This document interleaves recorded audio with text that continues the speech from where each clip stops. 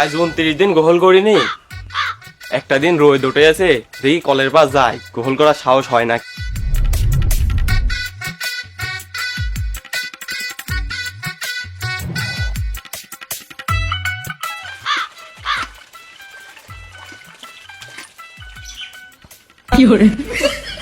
এই ঠান্ডা পানিতে গোসল করলে জীবন বাঁচবেন তো। দাঁড়া, পলিটিং করে নি, যা ঠান্ডা হবি। আমি পারি না, আর পারি না, আমি কেন আমার শরীর নির্ভর এখন ওয়াটার পুরো যাই গোসলটা করে ফেলা। আজরাইল কি চিনে না।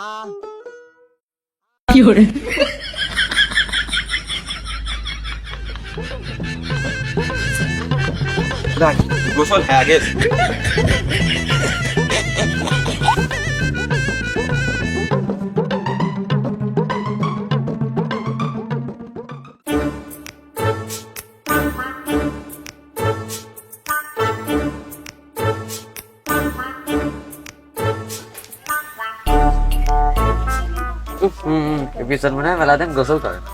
কি বলে রে, এত শীতে গোসল করে লোকে বাসে। হ্যাঁ, আমি খবরে দেখি আসলাম যে শীতি লোক মরে গিয়েছে।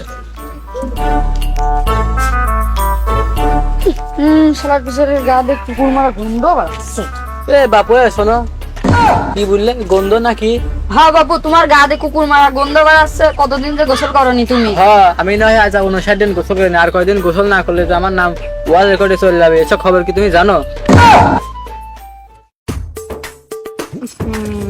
একটা ব্যবস্থা করা লাগবে। ইজ্জনের এলাকায় কি গেল না, গা দি গন্ধ বাড়ায় কি করতে হবে? হ্যাঁ, তুমি যাও, তোমার মতো আমি কত দেখলাম, কি বাল ছেড়ে চলে যাও। তোমারে সবাই যেই কারণে ডাকাই জায়গায়, আমার এলাকায় একটা পিছট মেলা দিন ধরে গোসল করে না, ওর জন্য একটা ব্যবস্থা করতে হবে, বুঝেছো? ও যে রাস্তা দিয়ে যায় সেই রোডের লোকজন যাতে পারে না। তাহলে তোমরাই কও ওই পিছটে কি করা যায়। এই জন্য আমার একটা ব্যবস্থা আছে। বাপুরে, তোমরা আমাকে এই শীতের ভিতরে এখানে বাইরে রাখিছো কি জন্য কও তো?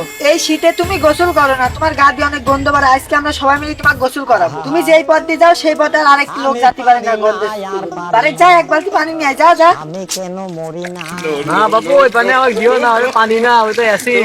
না না, তুমি যত কথা কও তোমার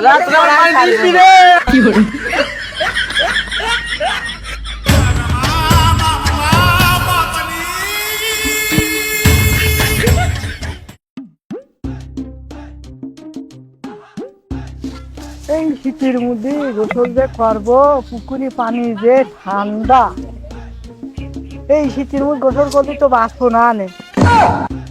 এতদিন তো জামা কাপড় খুলে করিয়েছি, আজকে জামা কাপড় খুলে মারবো। আল্লাহ যা করে।